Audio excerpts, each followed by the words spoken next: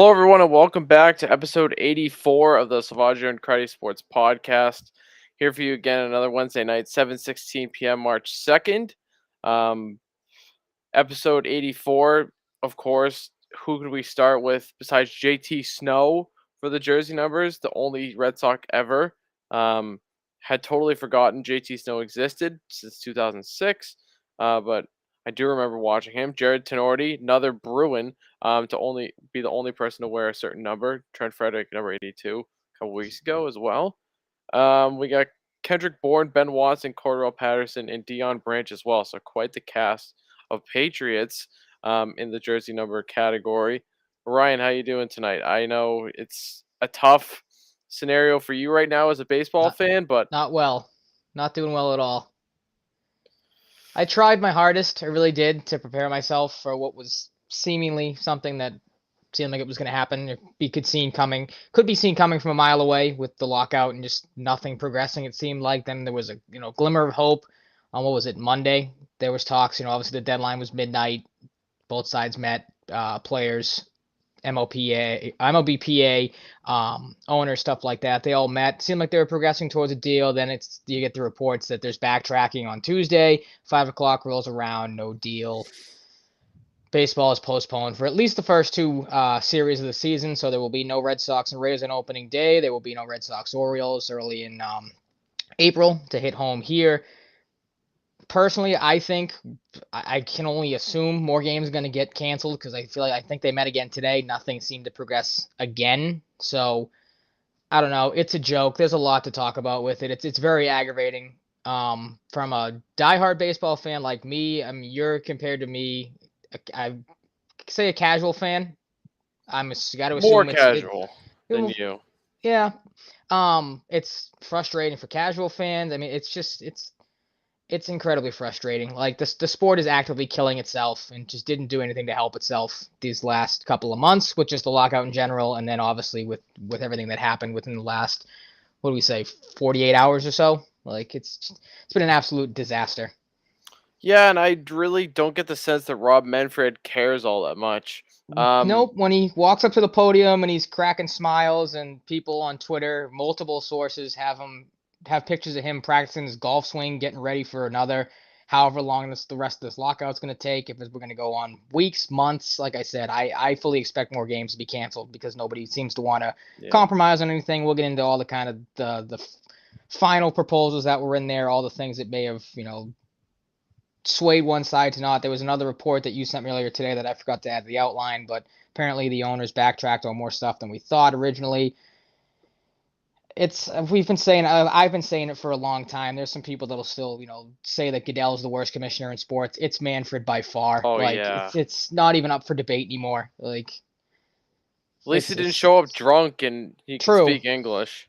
Yeah, he didn't call the trophy of your sport a piece of metal. Like I said, didn't show up to a lockout or to an announcement to the league saying that it's still locked out. Like I said, cracking jokes and smiling. Like it's ridiculous. I can't put into words clearly how just frustrated. I'm gonna try my best tonight, but it's just been, like I said, a very frustrating. But like I said, saw it coming from a mile away last couple 48 hours for me personally. Yeah, I didn't have any optimism. There were a couple tweets I saw during the day that had said, they were making progress. Those didn't end up being true. Those are two tweets I just saw, and I was like, there's just no way these are true. Mm-hmm. I really find it hard to believe that things changed so rapidly, and that ended up being the case. They weren't true. Yeah, I don't know. It really just keeps getting worse for Rob Manfred. It's terrible for a sport that's already struggling with popularity. It's been going like that has been a problem for at least a decade now, Mm-hmm. and it's tough. There's a lot of details that go into it. A lot we do know, a lot we don't. But the players are not happy, rightfully so. Mike Trout posted on social media today. Countless athletes have come out. I don't have a list or anything here, but I assume you want to go into more of the details. Yeah, just kind of like I said, a lot of Begrudgingly reports. so. What's up? Begrudgingly so. Yeah, absolutely. Like I said, a lot of stuff has come out over the last, again, 48 hours or so about what went down, what wasn't agreed upon, what both sides had talked about previously. And I don't know, like I said, I was holding out a glimmer of hope Monday night because there were talks. I mean, of all people, Bob Nightingale was going off, which like hold what he says with a grain of salt for the baseball community. You all know how kind of wonky he is when it comes to tweeting, but he seemed to be on top of a lot of stuff. And there was one point where he was tweeting out stuff about, oh, the MLB has a proposal out there where obviously one of the big things talk about was expanding playoffs and stuff like that. So I thought maybe, okay, well, if they're talking about that, then something has to be progressing forward. And then there was reports of, the MLB, the Players Association was just trying to figure out, a new competitive balancing tax, stuff like that. So my microphone's killing me here. Give me 1 second. Yeah, so like I said, I thought maybe they were progressing towards a deal. Maybe one side was going to compromise. There was going to be some give or some take. There just wasn't. It seemed to backtrack. This was from Jesse Rogers of ESPN talking about what might have changed the MLB statement on the whole thing. Of course, the MLB, the owners, they decided to blame the players. The players came back and blamed the owners today, which I'll get to the thing you sent me. But this was the MLB statement saying, quote, "We thought there was a path to a deal last night, that being Monday, and that both sides were closing in on major issues. They couldn't make us a CBT proposal last night, so we agreed to extend the deadline to exhaust every option. The MLB Players Association had a decidedly different tone today and made proposals inconsistent with the prior discussions. We will be making our best offer before the 5 p.m. deadline for the MLB Players Association. That's a fair deal for players and clubs." Of course, that was on Tuesday talking about that. This was, I think it was, who was it? Ross Stripling had this. This was Fabian Ardaya was the thing you sent me talking about, the player side of things. Ross Stripling was there. This was from the article saying, as Monday turned to Tuesday and talks continued late into the night, some players got the impression owners were underestimating them. Again, this quote's from Ross Stripling saying, "It got to be like 12:30 and the fine print of their CBT proposal was stuff we had never seen before," Stripling said. "They were trying to sneak things through us. It's like they think we're dumb baseball players and we get sleepy after midnight or something. It's like that stupid football quote, they are who we thought we were. They did exactly what we thought they would. They pushed us to a deadline that they imposed, and then they tried to sneak some shit past us at the deadline, and we were ready for it. We've been ready for 5 years, and then they tried to flip it on us today in PR," which was that statement, obviously, I just read, saying that we changed our tone and tried to make it look like our fault. That never happened. So it's been one of the most aggravating things. A lot of the reason I haven't followed closely with the lockout stuff is because a lot of the arguing is over the competitive balance tax stuff, the being able to jerk players up and down, how many times they can do that, how many times they can keep, or how long they can keep, the service time stuff, which we've seen in the past with guys like Wander Franco. Chris Bryant was a big one a couple years back with the Cubs. There was problems there.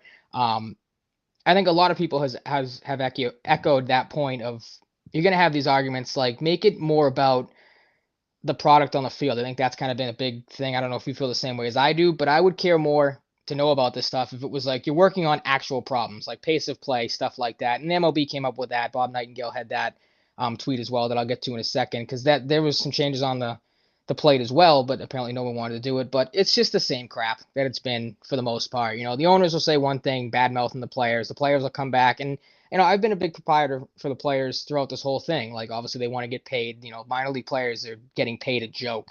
Like, they need to be paid more, obviously.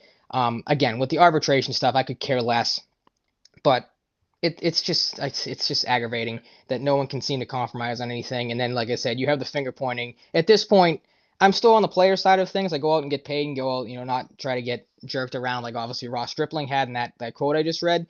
But to some degree, like, you have to compromise to some things. Both sides have to come to some sort of agreement, and they just, for some reason, just cannot seem to want to give or take anything when it comes really down to it. Yeah, it's just perfect that they're trying to like slip things by the Mm-hmm. MLB players because that's just something you'd have to be as dumb as Rob Manfred to do.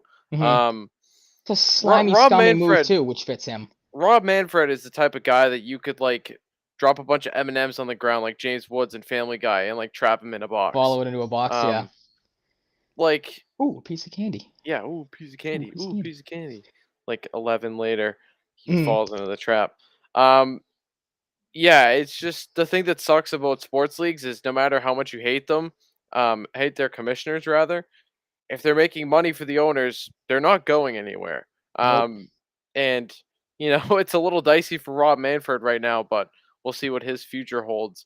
I Mm-hmm. don't know all the financial details, but I can't imagine they're great right now. No. Um, yeah, it's just it's just really bad. I can't help but go back to the point where this is happening in a dying sport too. Mm-hmm. Um, the NHL had the lockout in the mid 2000s.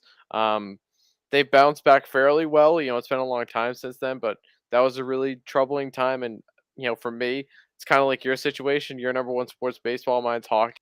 It was hell. Mm-hmm. It really sucks. We don't know how long this is gonna last. It could last for a month. It could last into the summer. It could last to June, July. Who knows? But there have already been games canceled, and I don't really see a situation there are more cancellations, and that's really a shame because the MLB is losing popularity, but there's still reasons to be excited. Like another full season of Shohei Ohtani. We'll see Mm-hmm. if Tim and Mike Trout can finally lead the Angels to the postseason. There's plenty of other interesting storylines. We're not going to go through them all, but Mm-hmm. um, But that's like a big part yeah, of it but too. Is and a I've lot seen of the storylines too haven't been written yet because the lockout, and we haven't true. seen certain free agents go certain places. Mm-hmm. But yeah, it's a real shame. It just shows a lot of incompetence and you know people not being on the same wavelength, and it's just a total mess. Mm-hmm. Well, it's just again to the point of that we keep mentioning that the sport and the numbers I've seen people argue like, oh, people think baseball's dying, but viewership is up, all that stuff. But like again, like the reason why this is pissing so many people off is the MLB wants to, or both sides, it seems like they want to argue more so about the money side of thing, which again, diehard fan couldn't care less about. Casual fan, I can't imagine you give a crap about the CBT and stuff like that, or how much arbitration is, or minimum base salaries, crap like that. The reasons the sport's dying is again because, like I said, of things I said before, pace of play problems like that. Games taking 3.5, 4 hours long. Pitch clock obviously is something that's been talked about a lot. The shift has come up. And that was one of the things. This was the Bob Nightingale tweet I had, where some of this stuff was discussed, where he said, "quote MLB wanted to implement a pitch clock, ban shifts." Which I don't know if I go so far as to ban shifts. And if I was on the player side of things, then that you could maybe argue.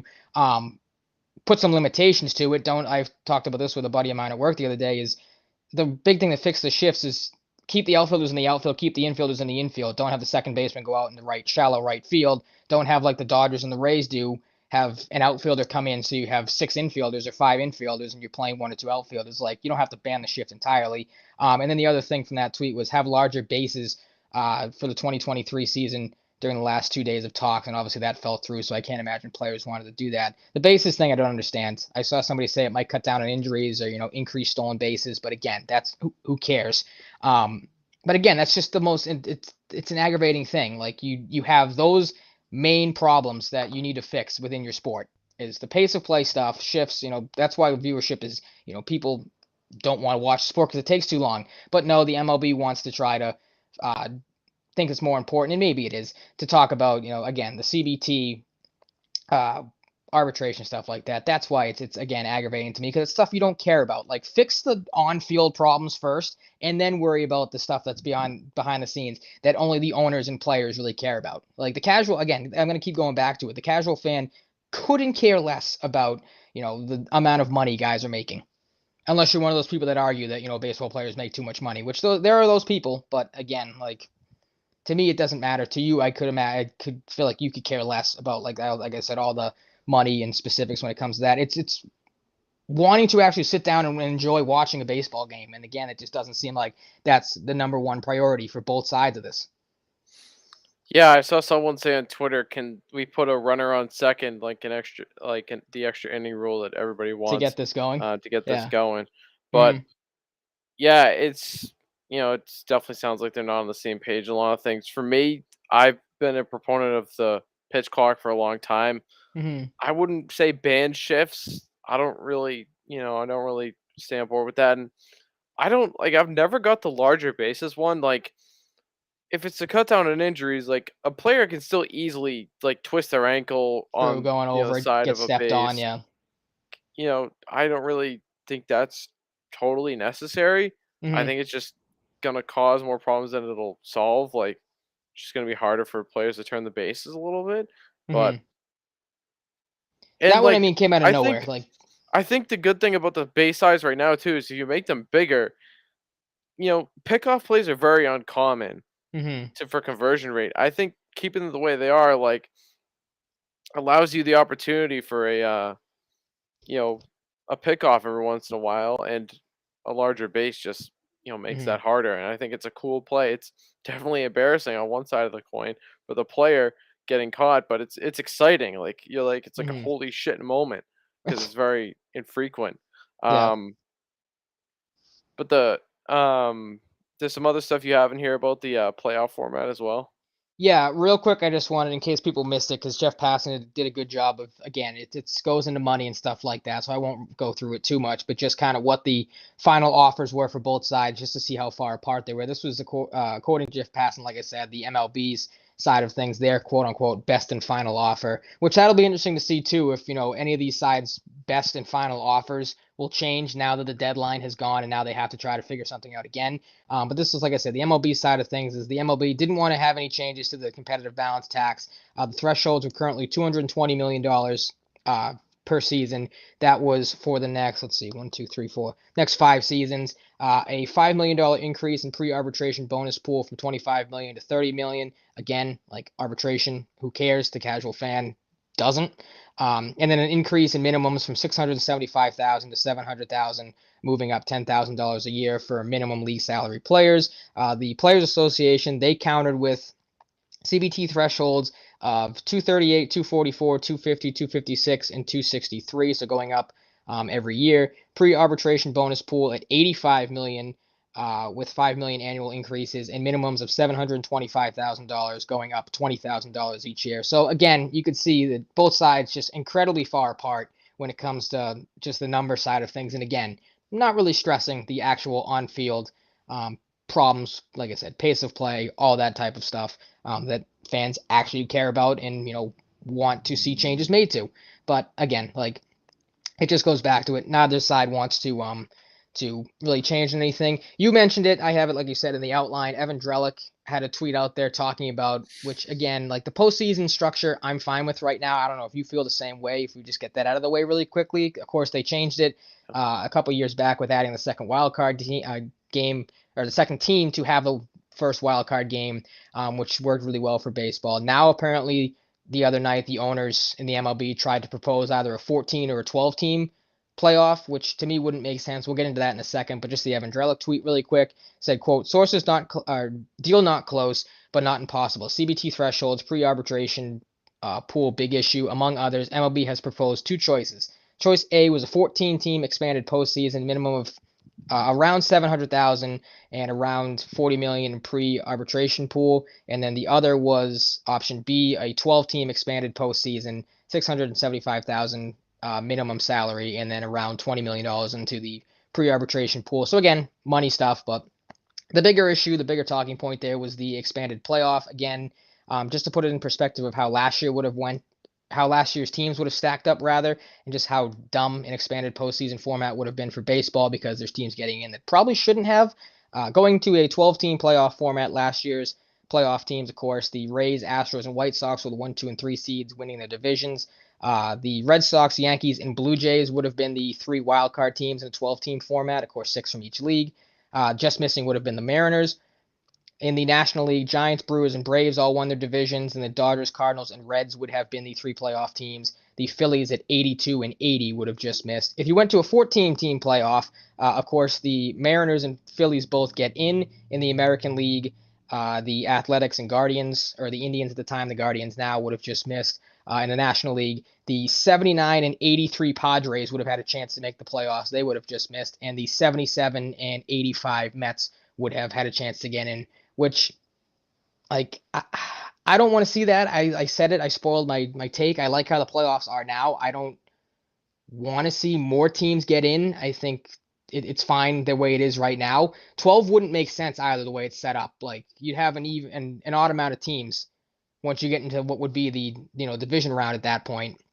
It would make sense if you want to set it up from like a basketball playoff standpoint where you go 1v6, 2v5, 3v4. But then after that, like, what do you do with, the seeds at that point? So expanded playoffs to me doesn't make any sense. The MLB playoffs should be hard to get into.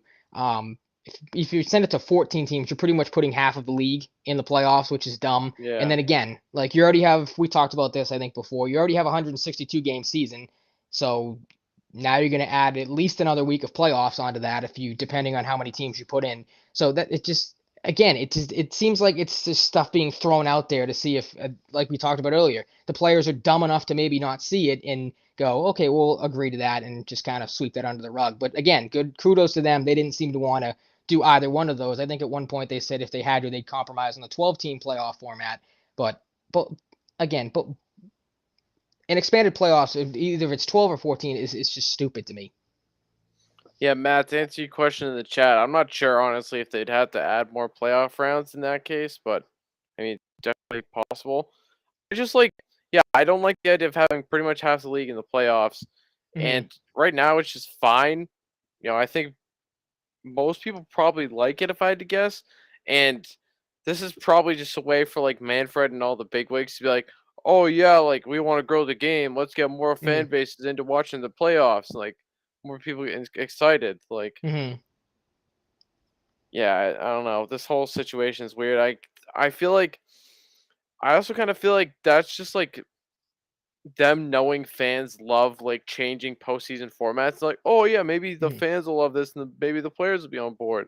Because Mm-hmm. they're obviously with these changes, and a change like that, thinking about the fans in part as well. But Mm-hmm. um, To answer, I kind of thought about, and I was talking to a friend of mine at work about it because he didn't really get how it worked either. So to answer Matt's question, I kind of thought about it. If you were a 14 playoff team, would make, like I said, make more sense.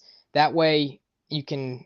The way I did it is you could have the 1 and 2 seeds get buys pretty much in the first round, but then to that point, like only 2 out of the 3 division winners get incentives. So again, if you're going off of last year's standings, if 14 teams made it, we'll just take the American League really quick. The Rays and Astros would get the 1 and 2 seeds and would get the 2 buys like football used to do it. But then you still have the chance of the White Sox. They'd have to play in the first round and they would have a chance obviously to get knocked out. So really you take away from any incentive for a division winner. And again, it muddies the waters. Like you could do same thing. If you do the 12, you could do the 3 seed playing the 6 seed and the 4 seed playing the 5 seed and the 1 and 2 get buys again. But then again, it comes down to you have 3 divisions. Like one division winner is going to have to play on the first playoff, whatever it would be. If they take a page out of the NFL's book and go wild card weekend again or whatever they want to do, like it just doesn't. You don't have the right number of teams. It just doesn't add up. So like I said again, it's just I feel like kind of like you said, the MLB is looking for fans got, and I think Joel Sherman was talking. I listened to him last night on MLB Network. He was discussing it how everybody liked the super wild card weekend for the NFL, but then he brought up you have teams like the Eagles and the Steelers that didn't deserve to be there. Like you'd have the same problem with baseball. It's just again, I think it's more so is try to grab the fans' interest for a year, and then afterwards maybe people start to realize like this isn't maybe the best case scenario here because you have crap teams that might sneak in like I said the 82 and 80 Phillies would have been in if you had the 14 team playoff and then like it's teams that don't deserve to be there. It's again I just can't stress enough and people listening like I'm rambling but again it just comes down to that's how big of a mess this is right now is you can't really make sense of what's going on or you can but then when you try to talk about it out loud it's like I feel like an idiot trying to discuss this because of all how stupid all this stuff sounds. yeah. Robert D. Manfred Jr. The D stands for Dick, Dick, Dickhead, Dork, Dumbass, douchebag. Dingus, Dweeb, Dweeb ass. Did I say douche? You didn't, but I did. We got 9. Yeah, we could probably go on. Dunderhead. There's a good one. There's Yep. an outlandish one. Did we say dumbass? That's an obvious one. I feel like we might Yeah, have we missed that said one. dumbass. Okay. Yeah, this whole situation is just a shit show, and it just truly doesn't surprise me when it all comes down to it. Hmm. But I don't know. It's ridiculous. Like I said, and then you have what happened yesterday. One of the things that irked me, I didn't see a lot of people getting. Maybe I missed it on Twitter and stuff like that. But the MLB, Rob Manfred, speaking of him being an ass and being a d bag, decided to put out a statement which was just riddled with lies. I couldn't even get by the first paragraph to talk about how bad of just an fu. It, like this whole thing has we've talked about this before has seemed like just one giant middle finger to the fan base just across all of baseball. And like I said, I've seen some people arguing still that all the players need to just man up and take a deal, or the owner blame the owners for being greedy, which is again is more the side I'm on.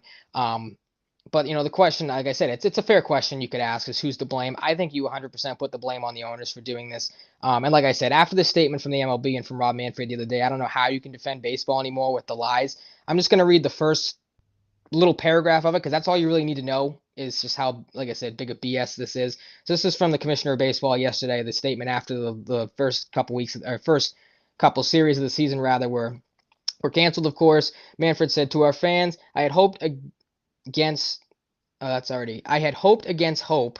Doesn't make sense right out of the gate. That I would not have to be in the position of canceling games. This comment is what kills me. We worked hard to avoid an outcome that is bad for our fans, bad for our players, and bad for our clubs. If anybody thinks that the MLB tried to work hard after, and this was from Ryan Lewis, who's a Guardians beat writer on Twitter. I thought he summed it up perfectly, talking about how bad the MLB has looked in this. If you want to, if you're still on the fence about what side you should blame on this, this was from Ryan Lewis. He, like I said, put out there how bad the MLB has looked. MLB has obviously imposed a lockout. MLB waits 40 plus days to make the first offer. MLB sets up arbitrary quote unquote deadlines to save opening day. MLB gives impressions a deal is close, raising hopes. MLB says MLB Players Association tone has changed, tries to put all the onus on players via public perception to save opening day. And then, like I said, that tweet, or that one comment of that the MLB tried to work hard on an outcome that didn't look bad for the fans, players, stuff like that is just so disingenuous and just again sums up perfectly how much of a just absolute jackass Rob Manfred is. Like that's what fans want to be, is blatantly lied to right to their face, right out of the gate. First paragraph. Like I said, I didn't even read the rest of it because that just turned me off so much. Just a horribly blatant lie. Like you didn't work hard at all. Like I said, you waited until the last, like I said, 48 hours to even try to, it seemed like, work on anything to get a deal done. And again, it seemed like it was out of desperation because you knew the deadline was coming up.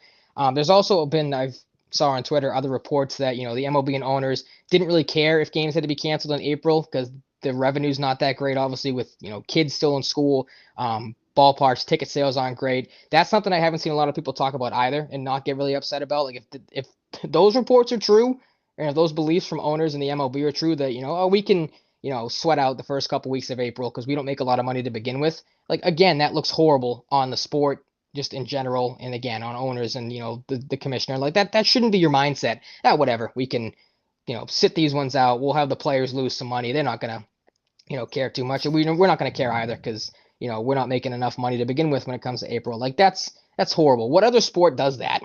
Like, we don't care that we're not going to make enough money to, support this. So we'll just cancel some of these games. Yep, you got a Like, guy that doesn't like baseball, doesn't care about it, mm-hmm. running the show. You're gonna have problems. Seems like it. He cares more about, like I said, what he's doing on the golf course from the pictures that you saw yesterday on Twitter of him practicing the swing when he should have been trying to figure out what the hell to do to save your sport that's again dying. Like, Yeah, shout out to Frank the Tank, Coach Doug's, and Jersey Jerry protesting in front of the MLB offices in New York and mm-hmm. getting arrested for doing so. Love That the seems to be a dedication. theme for Barstool. Yeah, love the dedication. Mm-hmm. And the fact, like Frank the Tank is hilarious. Like he hates baseball, but it means so much to him, and that is very, very funny. Mm-hmm. To me, shout out to them. Free Frank the Tank, free Doug's, free Jersey Jerry. Surprised I haven't seen those trending on Twitter, to be honest. But yeah, I think that wraps it up for some lockout talk, a little bit of venting. On to Bruins. A lot of venting. I'm still very aggravated. I won't be happy until I get some sort of closure on a baseball season. But like I said, I still think you're gonna have games canceled. I don't see either one of these sides compromise on anything. So we're gonna sit here and have more lies spewed to us and more reports come out that, because again, you mentioned earlier with just real quick, obviously you still have hundreds of free agents that haven't been signed yet. That has to get done. Spring training games, you're gonna have to play some of those still. So the longer you sit here and wait for this, the more you're gonna have to push stuff back. And again, we're back where we were in the COVID season, where like you're running out of time to figure out a season, which again, no one within the sport seems to really care about that. Well, we can just keep, like I said, keep pushing this stuff off and see where we go from here. But Yeah, it's a sucks, dark man. day for baseball. Yep, it's gonna be a dark month or two. I feel like maybe more. Mm-hmm. Um, yeah, outside of last night, the Bruins are buzzing. And they didn't even play too bad last night. Um, they won 5 of their last 6 games, and a big credit to that is the performance of Jeremy Swayman, earning himself Rookie of the Month in February, amongst other things that we'll talk about after we do our spiel on recaps and previews. Recaps being of the past week, of course, and previews of the week ahead. Um, Starting the Western Conference road trip, or just road trip because it's not all Western Conference because they do play Columbus. Hmm. Seattle, you get an OT win in Seattle. Tough start with the Brad Marchand life change. Line change. Some people You think he could needs a say he life needs a change. life change with obviously Um, the suspension and everything. yeah. Terrible line change, reminiscent of a game in the playoffs that we will not speak of. We won't talk about. Um, Sorry for That was even the bringing it goalie's up. fault, though. Sorry for even bringing it up. Hmm. What do you mean? It was the goalie's fault? Well, that was what everybody wanted to blame the goalie Oh that night yeah. Oh instead yeah. of like Of like course. we talked about before, that terrible line change and your Yeah. second pairing defenseman being the only one to score a goal for you that night. Like, Yeah. Just a tough line change for Marchand. hmm. Giordano scores shorthanded. Um, this is the game where things really started to get going for Jake DeBrusk. He had goals in 2 straight games going into it, but he had 2, including the OT winner in this game. 10th of the season. He's fired up on that one, like randomly. It wasn't even like a crazy goal or anything, but he just he went sicko mode in the celly. Um, Very excited, evidently. Pasternak just scores a typical Pasternak goal. Um, Jordan Eberle ties it up, though. McAvoy gets caught lacking a little bit. Riley can't stop the 3-on-1. Reasonable, pretty hard thing to stop. And then Jake DeBrusk ends at 33 seconds into OT. Talked about how it was kind of a set play. Um, him, Coyle, and McAvoy were out at the time, all factored in on the goal. Um, he had like no window to score that, and he hit it. Hmm. DeBrusk is white hot right now. We'll talk about that a little bit more later. But it's really been awesome to see. This is where it really started to, get off the ground substantially. Linus Olmark gets the win in this one, 25 saves and 27 shots. Bruins outshot the Kraken 39-27. 2 nights later, I missed a good chunk of this game. I was in Boston at the Arm& Hammer concert. Um, so I saw the first period at a bar we were having a couple drinks at before we went in. Um, I don't even remember the name of it, to be honest. They Too won many 3 to drinks. partially. Didn't say no. Notice how he didn't say no. Partially, Okay. partially. I had fun. I had fun. That's all that It's a matters. great concert. Great concert. It was their first time performing in Boston too, so that was cool. 3-1 win over the Sharks. Brad Marchand had a big night. I did see the first Marchand goal. Um, Timo Meyer ties it up in the power play in the second. Marchand scores what turned out to be the game winner. Just one of those games where your top line needed to show up, and they did. Jeremy Swayman was not tested very much. Bergeron scores an insurance goal, 40 seconds left. I think no, Bergeron didn't end up with multiple points, but Martian has 2 points. Bergeron has one. Pasternak has. Oh, I thought Pasternak had another assist too. So he just had one. Eric Howell factored in a little bit. Craig Smith. Good effort from your top guys. Just one of those games that happens every once in a while. Luckily, recently these haven't been super common, so you've been getting some contributions here and there. Hmm. Nice to see them step up in a season when we've seen the Bruins without Bergeron and Marchand that gets very terrifying. Um, On to LA, another 2 nights later. On the road, 7-0 win against Jonathan Quick and the LA Kings. He had a really tough time early on, a couple goals bouncing past him or over him. Jake DeBrusk scores a natural hat trick in this game. I think they said it's his like first hat trick since 2019 or something, or 2020. I saw it was the first of DeBrusk's career. Is what the graphic on the show on the broadcast Did showed. it? It was Yeah, something else about Jack Edwards mentioned something like his first 3-point performance, maybe it was. that Um, might have been what it was. Apologies. But Bergeron scores in the power play off a tip from Pasternak. You know, love that. Taylor Hall. finally shoots Say the what puck and happens when gets you shoot gets the puck. rewarded. Yeah. See what happens when you shoot the puck. Sure, he had like plenty of space. It wasn't really like a decision where he had the option really to pass the Hmm. puck. He definitely could have, but the shot was the play there, 100%. And he did. Love to see that. Taylor Hall's been playing very good over the Hmm. past few weeks. Eric Holla adds a couple just for fun at the end. His 100 and 101st goals of his career, so congrats to him. I think two players hit like 300 games that game as well. I don't remember who it was. Um, It's no, just I have it written here. It's Coyle and Smith got their 200th assist. I was I was gonna mixing say that up. that There was goal a was just game. momentous for everybody. There was a game recently though where like Mike Riley and maybe Howell hit 300 career games, but I think Howell's played more than that, so I don't think it was him. Um, Maybe I'm wrong on both because clearly I don't have it written down. Um, yeah, it's pretty funny how Coyle and Smith both got their 200th career assists on the same goal, where Hmm. Howell scores his 100th. Um, what a wacky happenstance. Um, Another awesome win for the Bruins. I think it's their highest scoring output of the year. Might be wrong, or tied for it.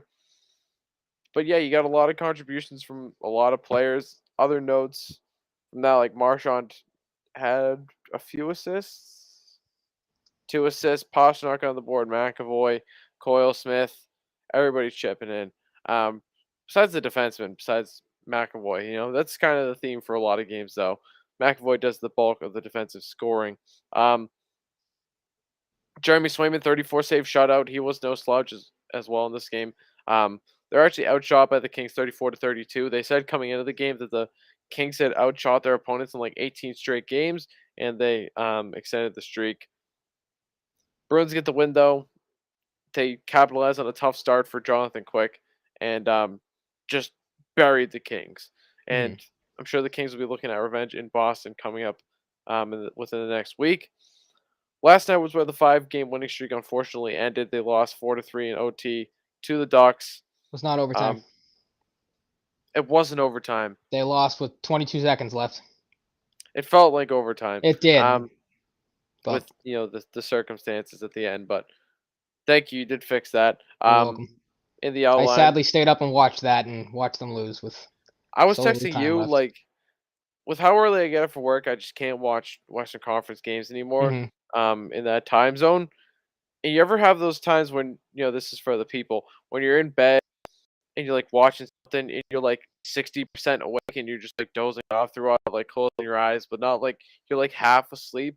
That's what I did pretty much the whole game outside of the large portion of the first period. I Hmm. just couldn't do it. I just couldn't do it. Um, and I'm not a coffee drinker, so it's not like I could just put on a pot and stay up.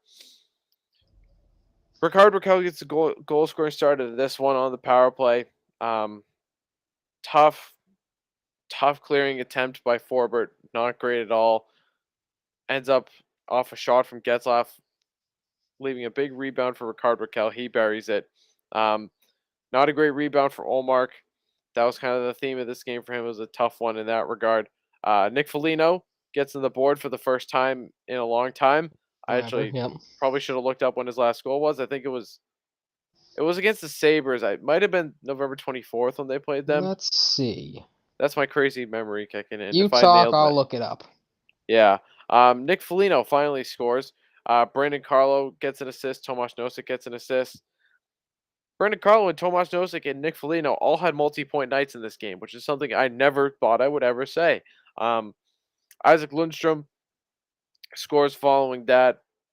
It wasn't. Oh, it was kind of long late after. I kind of felt like that was not that far after.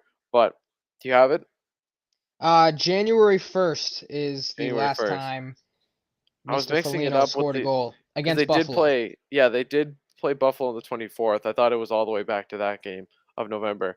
It was also his first point since playing Anaheim on January 24th. So we talked about it before with him, the slump that he was in and how horrible of a year he's had, but he seemed to put it all together last night.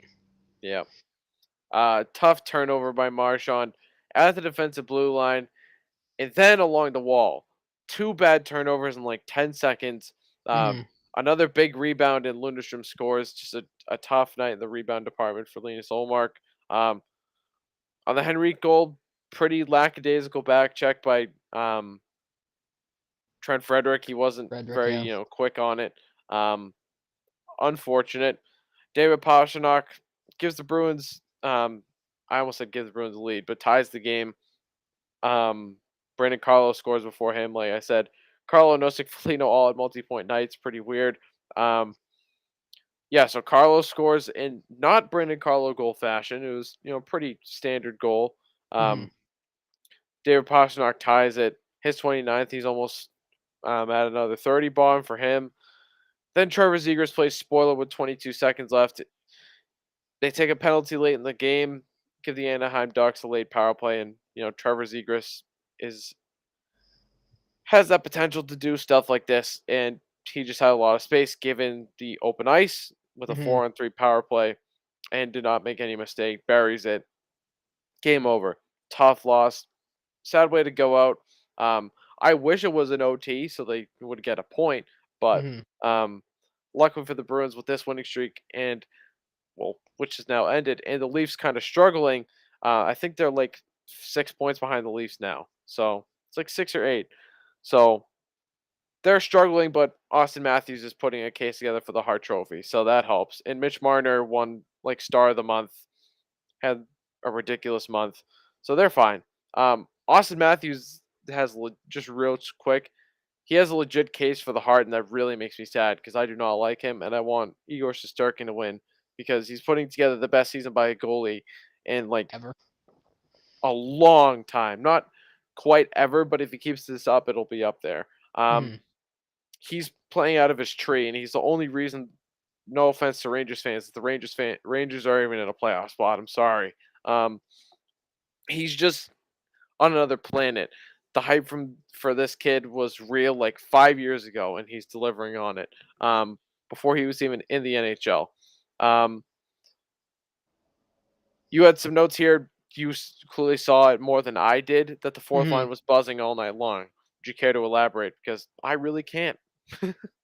No, I mean Outside of the it's multi-point efforts that I did mention. well, it was that, and then just like I said, kind of, or like you said, rather, just kind of watching the game. The broadcast brought it up. Obviously having Foligno score was good. The Carlo goal too, obviously set the tone there. So just good to see them um, just play well. Like obviously you mentioned it, the Bruins have gotten a lot of depth scoring over these, this road trip so far. To see the fourth line get involved was good. I think it was Brick that even said it, on the Foligno goal. He said that's a goal that, obviously or hopefully energizes the rest of your team. The first period obviously didn't end well for the Bruins, like you said. Watching it very lackadaisical. I mean, it was a rough 3 minutes, if that, to watch the end of that period. But that was kind of the frustrating thing from that game is, they started off so poorly, were able to fight back, played really well in the pretty much the entire second period, and then for the majority of the third. But then the end of the game, like you said, not a bad penalty by McAvoy, because obviously we think of McAvoy as obviously a really good player, not a dumb player by chance, but just a bad penalty in that spot to take or have happen. And then just watching that, it had all the feelings of, the Anaheim's going to walk this game off at some point. Like the Bruins are running around in their own end. Obviously, you don't have one of your best penalty killers out there, McAvoy. And like you said, with how great Zegras is and is seemingly going to be, kind of you could see the writing on the wall. I'm with you with the way they fought back. I was hoping they were able to get a point out of it, go to overtime. If you lose there, so be it. But just like I said, the way it ended was kind of a heartbreaking type of fashion.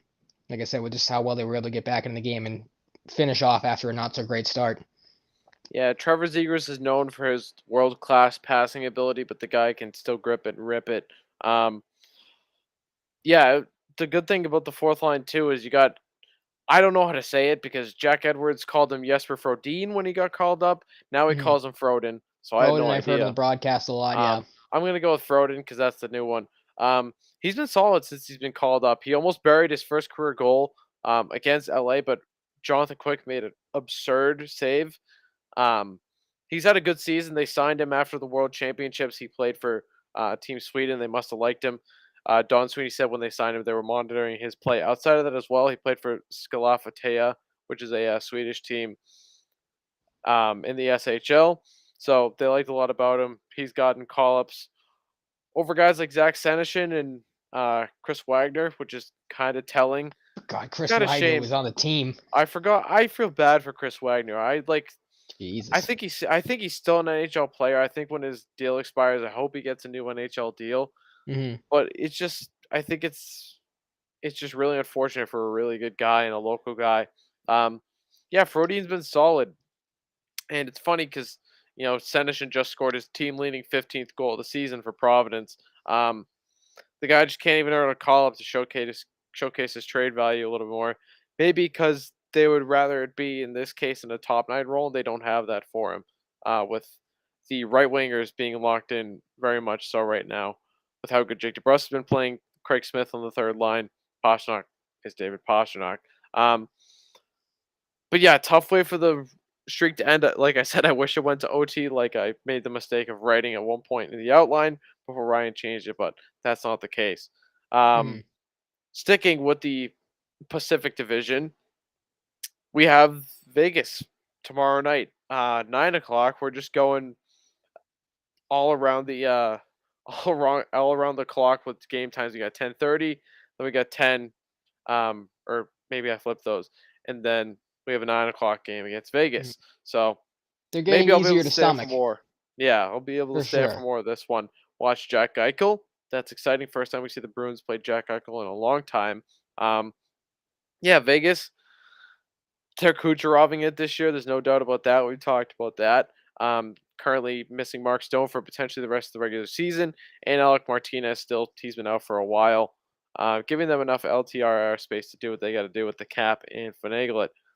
They're 30, 20, and 4, third in the Pacific. Chandler Stevenson continues his hot, breakout season for the Golden Knights, 41 points in 51 games. Logan Thompson has played a couple games as of late, one and one with a 2.07 goals against a 935 save percentage. Um, he's just been a call up guy. Robin Lehner's had some injury troubles and struggles when he is on the ice. So it's good for them to have a guy like Thompson. Laurent Brossois, backup goalie, 9.6-3, 2.69. Nice. And a 903 save percentage, one shutout. Robin Lehner having an uncharacteristically bad season, a guy who set the stage for himself to be a pretty good goalie in the league for a while. 2013 to 1 with a 2.81 and a 907. Bet he'd like to get that GAA down. One shutout. Not terrible, but not, I think, to his standard, I imagine.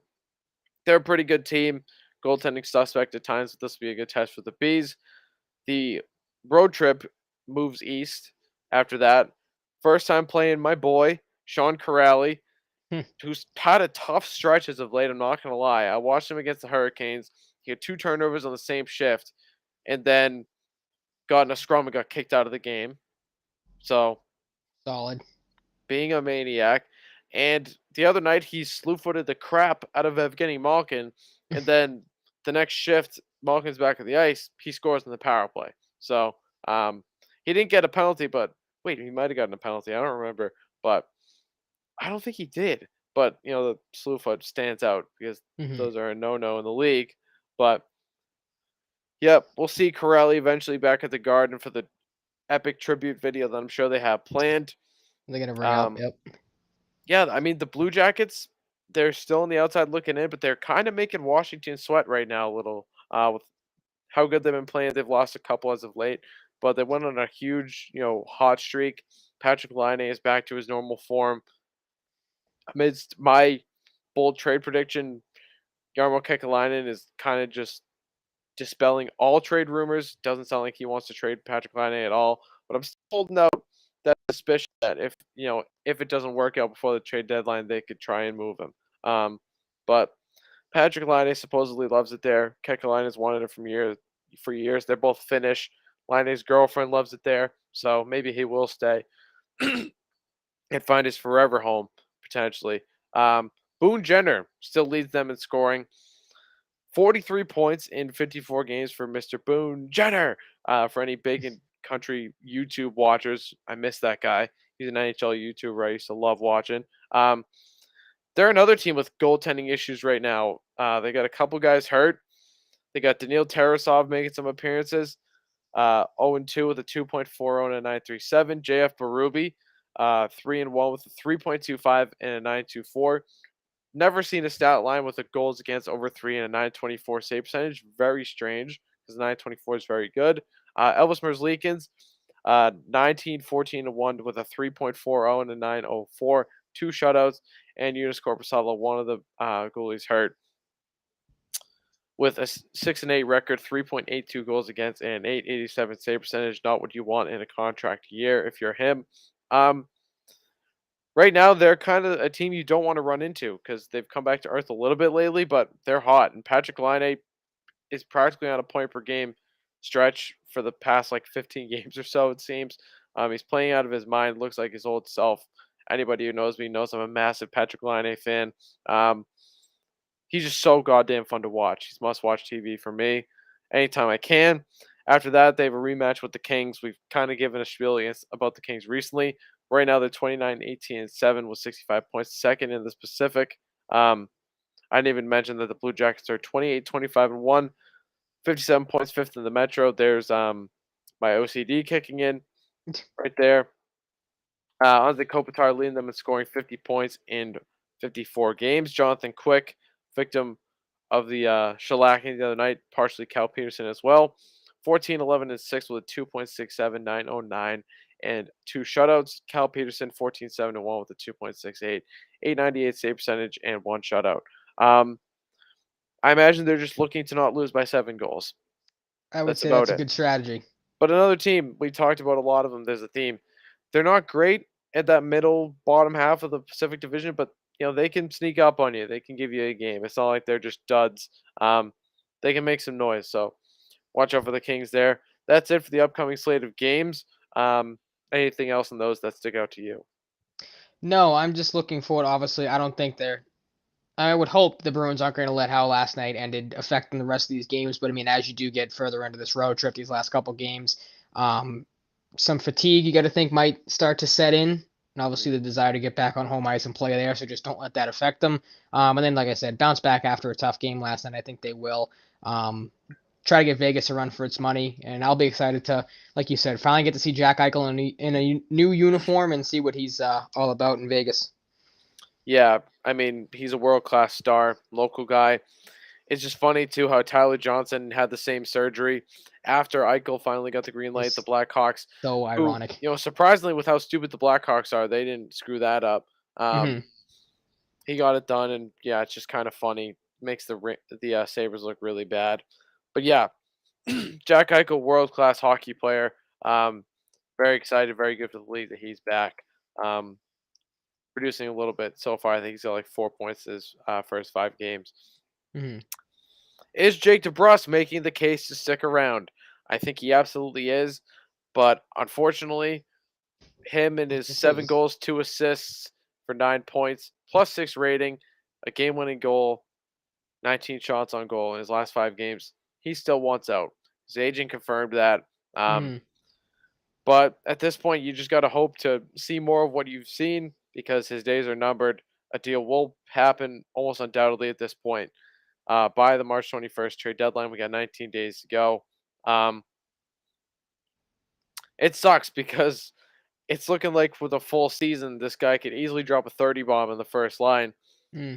And playing in this situation, I'm a little surprised. Like, not fully surprised, but a little surprised he's not like, okay, like I like this. Hmm. But I really think his relationship with Cassidy's not great. I think that's the prevailing thing as I itch my leg.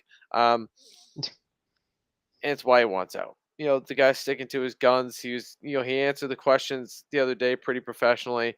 Just trying Hmm. not to be a distraction. He wasn't, getting mad at reporters or anything, but answered it pretty well. He still wants out. And right now, you have to be excited if you're a team going after Jake DeBrusk because if you put him with the right guys, it looks like he's gonna wake up and score. Hmm. Well, that's what I wanted to ask you. I mean, I half jokingly thought maybe they should keep him around to make him the new first line right winger, I'm but like you down at said, this point. it seems to be working. I mean, I have discussed this, I think, with you. I've discussed it with other people. Is it the Bergeron Marchand effect that's making DeBrus look so great? Is DeBrus finally waking up, or is he just obviously playing Both. into wanting to? Okay, I think that's the case. It's a little bit of everything, but like you said, if you're a team that wants to trade for DeBrus, and if you put him for the right with the right guys, he'll succeed or he might succeed. If you're a team though, what DeBrusque are you like? With how well he's played, I was going to ask you, what does an offer look like Like, are the Bruins going to get more, you think, now? Because are our teams going to, buy into how well he's played lately, or are they going to look at it as, okay, well, he's playing with a top 5 center and a top 3 left winger in hockey. Like, that's obviously affecting him Yeah. in his play. Like, and are they going to look at it? It's DeBrusque. He's as streaky as streaky gets, one of the streakiest in the league. So, like, that's kind of where I'm at right now. Yes, he's playing well. Can he keep it up? And then obviously he is going to get dealt. What's a potential deal going to look like for him? What are teams going to buy more into? I think based off what Sweeney wants, is just going to be a better player than they might have been able to obtain before. If it Okay. ends up being a pick, the Bruins shouldn't get less than a second for the way he's playing right now. Mm-hmm. Maybe you get a second and like a sixth as a sweetener or like a low end prospect, a sixth in like 2023 draft. Mm-hmm. Because like a team like the Rangers, I think the Bruins would have liked to avoid moving him within the East, but the Rangers could really use another right winger. Um, Mm-hmm. Capo Caco just doesn't, hold up to Doesn't do it snuff. for you. Chris Kreider plays on the off wing sometimes, but they don't. They need like a guy with Panarin being a left wing to really contribute and add more depth on the right side. Um, it's a team that's had interest in the past. I'm looking at the Rangers right now. I I saw someone throw out Nashville. Nashville's in a weird spot, but I threw this out as a joke. With Nashville actively shopping Forsberg, you have a more valuable chip in DeBrusque to throw Nashville's way amongst other pieces for Forsberg. I would, I would be like through the Wouldn't be roof opposed to that. excited. Yeah. Um, it's really strange too. Just a note on Forsberg. That guy's been very public that he loves Nashville. So He there's might got not to want to have go been then. some discussions where they don't want. I think he's worth minimum 8 million, and maybe they're not willing to go there. I don't think they want to pay him more than Yossi. Yossi makes 9.05 million a year. Um, Mm-hmm. but I think a thing for them too. Matthias Ekholm gets a $2.5 million raise for the next 4 years, starting this upcoming season. Ryan Johansson makes $8 million. Matt Duchene makes $8 million. Saros has a crazy good contract of like 5.5, but um, maybe they just don't want another big deal. They like what they have in the pipeline. They like what they can get for Forsberg, and they're moving on, which I think probably sucks for Forsberg because I think he truly does love it there. I've seen George Kittle talk about, you know, George Kittle and him are boys, and like he seems to like support the fact like he's like the heart and soul of Nashville, and like everybody Mm-hmm. loves Forsberg. How could you not? The guy's freaking phenomenal. He's one of the best goal scorers in the NHL. But right now, if it's a pick, it's a minimum second round pick if I'm Don Sweeney, and I think they're putting themselves in a position to get a better player than they would have previously been able to. But it's all going to depend on how people value DeBrusque long term. They value that expensive qualifying offer if they wanted to do that in the summer. But the good thing, that adds some clarity to this is the idea of a sign and trade that was thrown Mm-hmm. out with the stuff from Flutus and Zawa and DeBrusque's agent yesterday. Um, so that's going to improve DeBrusque's value as well. He's going to, have a contract in, place that I'm sure is going to be discussed with the opposing GM that would be trading for him, and that adds to the value. You don't have to worry about the qualifying offer if he were to go into unrestricted free agency in the summer. And yeah, I mean the play too. I mean we can't help but go back to the play. I mean the guy has been buzzing lately. I think a couple of those goals were fortunate goals, Mm-hmm. fortuitous goals against LA, but they don't ask how, they ask how many. It's one of the many cliches in sports, and Mm-hmm. DeBrusque is putting up quantity, and It's all that matters right now. that's beautiful for Don Sweeney. He's probably skipping around the office in excitement. Um, but it's things got a lot more interesting, and it's a shame. At this point, if DeBrusque could have kept this going, I would have loved for him to stick around. Mm-hmm. Saves the Bruins, Don Sweeney some work, and this is one right now for an expiring contract having GM and Don Sweeney where he really has to nail it because his future's up in the air. I think it should be. I mean, we've talked about this enough. I think it should be already with the moves we discussed last. We talked about this last show. I think that the kind of the forward moves and all stuff like that. Like, I think the microscope should be on to begin with already. But this is again another one you could just throw into the pot of does he nail this one or does he not? So, Yeah, one team I will throw out of the sweepstakes now, um, that has been interested in DeBrusque in the past is the Flames, because the Flames have a very complicated offseason ahead of them. They've to sign Oliver Shillington long term, Johnny Gaudreau long term, Matthew Tkachuk, and Andrew Mangiapane with not a ton of cap space. Um, so I think that takes Calgary out of the running because you know, I think maybe if Calgary were to have traded DeBrusque, unless they plan on losing some guys, they probably would have just not qualified him and used him as a rental. Um, that might sound stupid to some, but I really think that's the case with all the business they have coming up in the summer. Um, but just if anybody was holding out hope for a DeBrusque to Calgary trade, I don't think it's happening at this point, mhm. unless they were to give Dylan Dubé back to the Bruins and send some of that salary out. But I think it could take Calgary out of the sweepstakes, if they don't want to commit to DeBrusque long term. So we'll see what happens. Like I said, 19 days till the trade deadline. We'll see when DeBrusque move. I'm leaning towards very close to the deadline, like within 2 or 3 days. So yeah, we'll see what happens there. Something I didn't notice till last night, Eric Howlett has been sneakily producing a lot. Now, it was 22, it was 16 points over 22 games last night. He had an assist. So now it's 17 points his last 23 games. Never would have guessed that with Eric No, Howlett. no chance. Um, but yeah, it just shows that he has been producing. That's really the only reason I wanted to bring it up. Give him some Mhm. praise. We gave Charlie Coyle, a guy who's a depth piece in the lineup. Howlett, in the top six, not really considered that, but a guy you consider depth in the grand scheme of things, putting up points. We had Howlett Coyle last week. He's still producing. Now it's Howlett's turn, and we couldn't talk Bruins without talking about the MVP since he's been called back up. Jeremy Swayman is playing out of his tree, and it's phenomenal. He's only let up 5 goals in the past 6 games, has a 971 save percentage, a 5-0-1 record with that shootout loss, unfortunately. Wait, was it the shootout loss or was there another game? Um, no, I think it was the shootout loss. He didn't he come in and relief in one game? I thought. No, I don't think so. I don't know. I might be thinking of something different. Whatever. The Anybody who has the information will know. True. A .82 save percentage and 2 shutouts. Beat Ottawa twice, Colorado, which was insanely impressive. We talked about last week. San Mhm. Jose and Los Angeles. So not the flashiest group of teams outside of Colorado, but it's another situation. They don't ask how, they ask how many. So Exactly. Looks good um, on paper. you had an interesting point here. How Felger and Maz debated whether Rask's a sudden appearance, brief appearance back in the fold motivated Swayman. I think it absolutely did. I think so. I don't see how anyone could argue it didn't. I mean, the numbers, like you said. I mean, like I said, the numbers on paper look good. I mean, pre-Rask, I did the math last night. 14 games played for Swayman. He goes 7-5-2, has a 917 save percentage, a 229 goals against average, and one shutout. Post-Rask, he's played 10 games, 6-2-1, a 947 save percentage. That's up. Of course, a 146 goals against average. That's way down, and 2 shutouts. You just said it.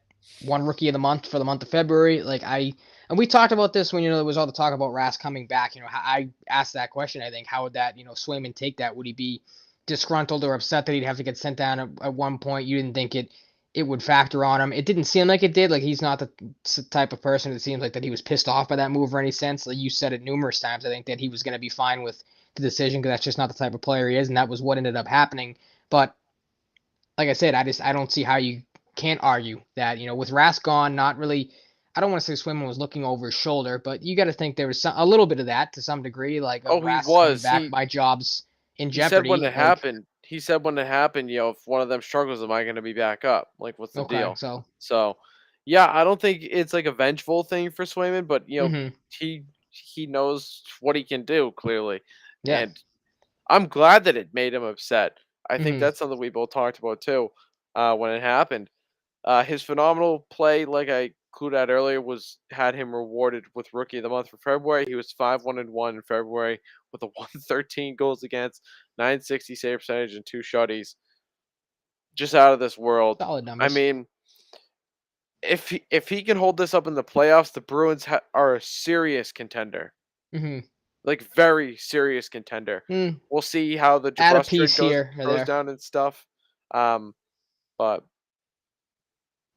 just saying. Hmm. What were you saying? I kind of cut you off a little. I was just gonna. You said serious contenders. I still think add a piece or two, and Yeah, then we'll talk. But yeah, I who agree. But knows? You um, saw it a couple years ago I when mean, yeah, we having a crazy good goaltender is a major swaying factor in any threw. series.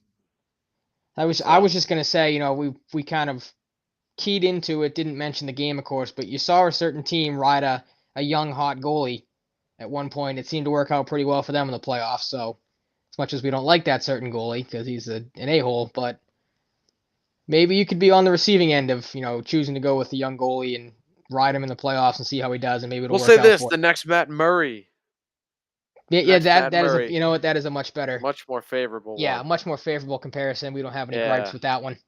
yeah. No real reason to hate Matt Murray. Um, True, Marchand probably hates the current Pittsburgh goalie a little bit though. probably. Um, that wraps it up for Bruins. Some NFL notes before we wrap up the show here today. The Patriots are starting meetings as the NFL Combine Week gets underway. Other notes as well. Wide receiver heavy meeting so far. We got Traylon Burks out of Arkansas, almost at Nebraska. Chris Olave out of Ohio State. Jamison Williams and John Mechie both at Alabama. Romeo Dubs, I think it's Dubs. I don't think it's Dubes. Out of Nevada, and Slade Bolden also out of Alabama. A guy that could go undrafted though, so yeah, they might not need to use a draft pick on, of course. Traylon Burke said it was really intense just knowing that you're in a meeting with the Patriots. Their organization is held to a high standard. I just went in there and took it like a man. Pays attention to Debo Samuel's game, so wouldn't hate that. You know how Not I bad. feel The about the Patriots starting made the with mistake. defense. I was gonna say the Patriots made the mistake of passing up on a Debo Samuel like type receiver before. Hopefully they don't do it again if that's the case. But I would love Traylon Burks. I don't know how much I talked about it last time I had a spiel about it. I want them to draft defense in the first round, but if they draft the right guy, I think any one of these top receivers in the draft this year, I have no reason to believe any of them are going to be a bust. mhm, Um, but man, even if it's Drake London, who we don't know they have had a meeting with, Drake London gives some people shades of N'Keal Harry, but the reason I he's don't like Drake London is because there's not a whole lot of stud corners I've heard on his schedule mhm, this past year. So maybe it's due to somewhat lighter competition. I don't know. He's a bigger guy though, and I don't know if I want to draft a bigger receiver again. But they have not introduced interviewed Drake London to my knowledge. Apparently, the Jets really like him at 10, so he might not really even be close to available. get there. Yeah. Um, yeah, but I want defense. But if they drafted any of these receivers in Burks, Olave, or Williams in the first round, I wouldn't be upset because defense would be great, but having a potential number one receiver is pretty cool too. And either of these three guys could be a number one receiver in my eyes. Chris Olave on Mac Jones, a guy as we know familiar with watching and playing against Mac Jones in college. Chris Olave, a guy who was going to enter the draft last year, but did not stay at Ohio State for a senior year to maybe try and go higher in the draft this year. Maybe just wanted to play one more year, maybe a combination. Said about Mac Jones, I feel like he's going to develop into one of the best quarterbacks in the league in these upcoming years. Sure, he would like to help him do that. Slade Bolden, the big story today, models his game after Julian Edelman, rooted with Mac Jones at Alabama. Has like that's just such a perfect slot receiver I name. was just yeah. Oh, I was just gonna say that's a prime Patriot pick then if he models his game after Edelman and is a Oh slot yeah, that's receiver. the Like obvious one. there you go. We got no quotables from the rest of the receivers being Williams, Mechie. Besides Mechie talking about like Mac Jones and playing with him and stuff, there Hmm. wasn't anything besides that. I just forgot to include those in the outline. But Romeo Dubs as well. He's like a second round target. Mechie's probably a second round target unless he ends up sneaking in the first. Um, but yeah, I imagine Burks, Olave, and Williams will all go in the first round. Um, yeah, I need Slade Bolden on the Patriots terribly. Just replace Gunnar Olszewski with Slade Bolden right away. I would not care. And I just learned about the guy today. Wide There receiver you go. on-field workouts are Thursday, which is tomorrow from 4 to 11 p.m. Eastern Time. Running backs and offensive tackles are Friday from 4 to 11 p.m. Eastern Time as well. I don't think the Patriots are really going to be in the market for a running back, but maybe they are depending on James White's contract status. Hmm. Yeah, but I'm sure, I don't think there's a huge possibility they draft an offensive tackle in the first round, but to look maybe into the second and third round targets, they will Hmm. be looking at those. I am sure as well tomorrow. Um, but if they are, Trevor Penning, Bernhard Raymond, Kenyon Green, Charles Cross. Nobody knows where Charles Cross is going to go. I think he's going to go in the top 10. Any of those guys could be on the table. Maybe Daniel Falele, Nicholas Petit Frere, just throwing out some names. Um, Bill Belichick, Gerard Mayo, and defensive line coach DeMarcus Covington were intently scouting Boston College's defensive players the other day. First name that comes to mind for me is a late target, maybe an undrafted free agent target, is Isaiah Graham Mobley, a Temple transfer to BC this year. Saw him in a couple games, really liked him. Definitely the most productive guy in the backfield, and or on the backfield. I'm thinking running back still. On the defensive side of the ball, explosive. What you want to see in a linebacker, quick, good tackler. I liked him. Maybe they're looking at him.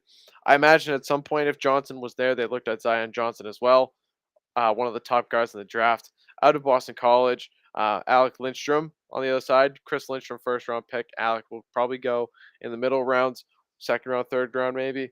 So probably looking at him, but sounds like they were intently looking at the defense, potentially more so than the offense for Boston College. Um, and they had their defensive line coach along the way. So I imagine he looked at some defensive linemen as well. Um, Nevada QB Carson Strong, guy probably going the second, third round this year, if I had to guess. Said Jarrett Stidham was convinced the Patriots one of the teams that wouldn't draft him. Not a major storyline, but just thought it was interesting. If you had any Hmm. comments on that, figured I'd open the floor for that. Not really. Just a little strange. I don't know why. Did they It's a say? Or weird thing to say, right? yeah, I was gonna say. Was there a reason Stidham thought that? Was that anywhere in the quote or wherever you found that, or was it just something that was just kind of out there?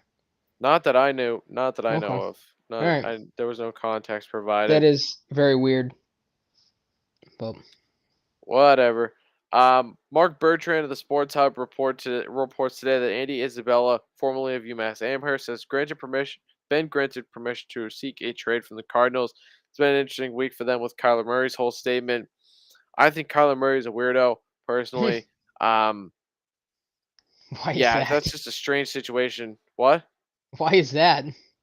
I don't know. I think this statement is just weird. I think it's a weird statement from him and his I didn't agent. even read it. I saw it was like seemed like it was like 20 paragraphs in like the smallest font possible. I'm like, I'm not even gonna take the time to look at this. Like this is just quick look at it gave me a headache. I'm like, I don't Yeah, care. everybody Plus, was I don't tweeting care like enough about the Cardinals to begin with. Like, everybody was tweeting the pictures like sorry to hear or oh good for you. Sorry, I ain't reading all that yeah, though. not reading the whole thing Um exactly. yeah, I thought it was just kind of weird not doing like Hmm. a play-by-play breakdown on it or anything, but been an Hmm. interesting week for the Cardinals. Andy Isabella, I did not realize caught one pass on one target this past year. Um they didn't use him at Didn't know all. that either. Was he hurt or Um just like buried in the I depth don't chart? know.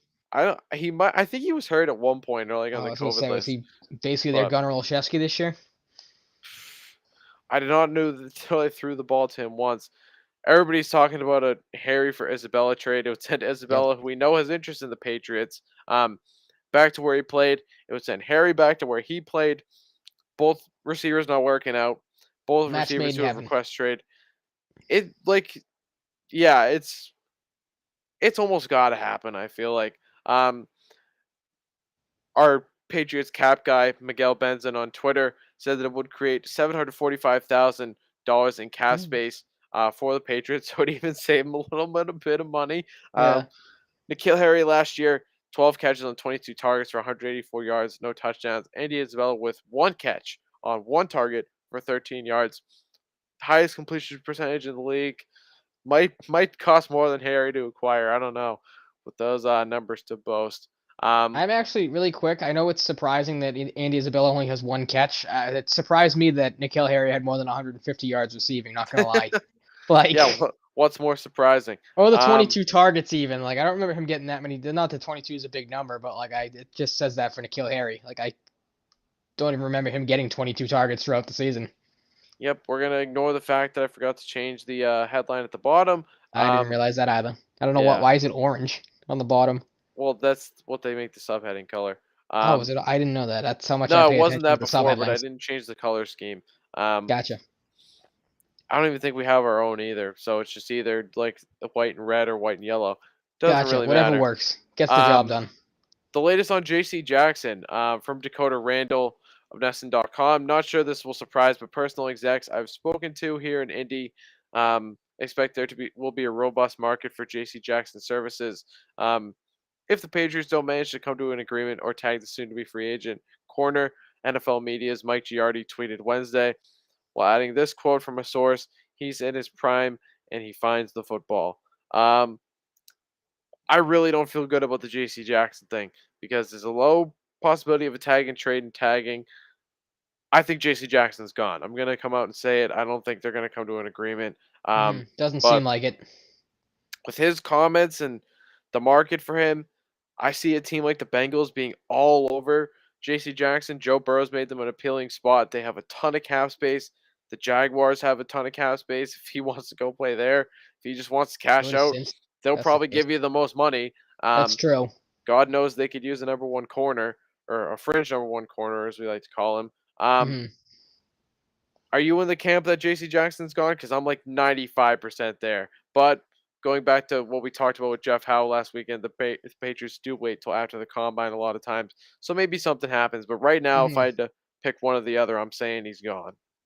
Well, that comment from Jeff Howell, and then we talked about it last week too, is Jackson himself and his, wanting to get paid comment stuff like that. He did say he would play under the franchise tag, but again, I think I brought this up too. Is Greg Bedard of Boston Sports Journal said that he thought the most likely possibility for Jackson were to be tagged and then traded, which wouldn't be the craziest thing on the planet. I could definitely see them doing that. They could get another first round pick for JC Jackson. True. I mean, we talked about it If I had last week if I'm the with. Packers, I'd be all over that in a Oh, sign and trade. absolutely. I mean, But but they're I don't. they're I mean, they're having salary cap troubles of their own, so maybe not. exactly. I don't know. There's just so many factors that go into it. We talked about it last week. Like if the Patriots let him walk, they have nothing at the corner position. Like their best corner is Jonathan Jones coming off an injury, which I mean, Jonathan Jones is an okay corner. I wouldn't say he's number one material unless he has some sort of miraculous turnaround.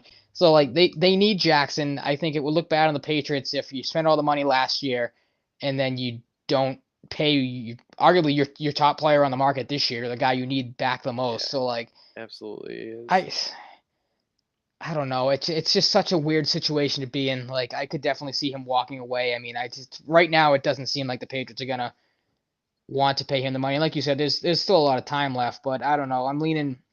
You said what 90% you think he's gone? 95. 95. I wouldn't go that high. I mean, right now I'd probably put it at like probably 60-40. He doesn't return. Like I said, it would look so dumb and so bad for the Patriots to not bring him back because there's such a big need there. Unless they do like said they should is get a corner in the first round and think then they can put a rookie in there right out of the gate. But like that wouldn't be the smartest thing in my opinion unless you have like an absolute stud guy. So I don't know. Something has to get done with him. You have to do whatever it takes. Maybe you shed some payroll to bring him back, pay him the money he's again arguably worth or not worth depending on how you look at Jackson. But it's a weird time. There's like I said, there's not a lot of corners. The number two corner on the market, Stephon Gilmore. You're not going to bring him back. That would be a weird situation too. So like Jackson has to be brought back, but then again, Jackson also is probably worth a lot of money on the market. So it's I a think tough I spot think to be in. I think it's just crazy if the Patriots don't tag him when he's expressed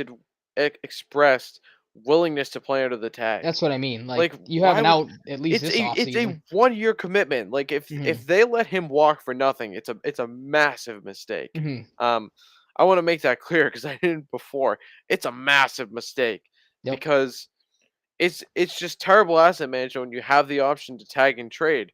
Sure, if you Mm-hmm. don't want to play under the tag, just trade him. There will be teams lining up out the door.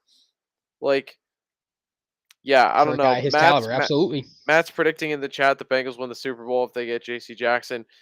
If they can lock up Jesse Bates, who's a free agent, and keep J.C. Jackson, I'm liking their chances too. Um, but But yeah, then what man, about their Eli teams are Apple? gonna He be won't have a all over spot. him. Oh yeah, I know. So Man, tragic. They did actually he's sign a he's gonna bounce corner, back. re-sign a corner recently. The Mm-hmm. Bengals. I forget who it was. Just a depth guy. Um, but yeah, I'm not feeling great right now at this point.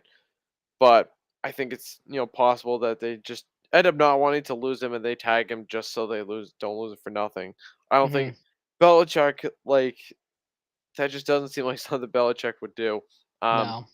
I think they could absolutely get a first round pick from a team like the Packers. The Titans, I think, could use an upgrade in the secondary. Hmm. Like the Bucks, like the I was gonna say we a know the team that's Bucks, desperate enough. Absolutely. we know Like. the Bucks. You could throw. I'm throwing out teams I think could fit best, but any team with a late round pick to a certain point will offer it for JC Jackson. I could absolutely see the Absolutely. Eagles offering pick 19 for JC Jackson. They have 3 first round picks. Wouldn't be the worst thing. Yeah. If you get 19 and 21, you have 2 legit mid first round picks. Maybe you package one of them in a pick next year to move up if you really like a Hmm. guy. Gives you options. Maybe you trade one of them down and just get a crap ton of draft picks or get a player. Maybe you use one of those to get Calvin Ridley and maybe another piece from the Falcons, which segues us perfectly Maybe. into Very good segue. ESPN's Bill Barnwell posing an interesting Calvin Ridley hypothetical of Chase Winovich and pick 54 to Atlanta for Ridley. I would do that Yep. without blinking. I would do that Yep. without blinking. Absolutely. Throw N'Keal Harry in too, Just um, because. Yeah. just because that deal is such an absolute win for the Patriots. If I think they'll do some vetting in this situation, to make sure Ridley's in a good spot mentally. He Hmm. can commit to them enough, not to reflect on his mental health situation poorly, but the Patriots will want to make sure he's comfortable enough to play and get him the facilities and counseling he needs if anything were to happen during the season, Hmm. which I'm sure they would. Kevin Ridley just turned 27 a couple months ago.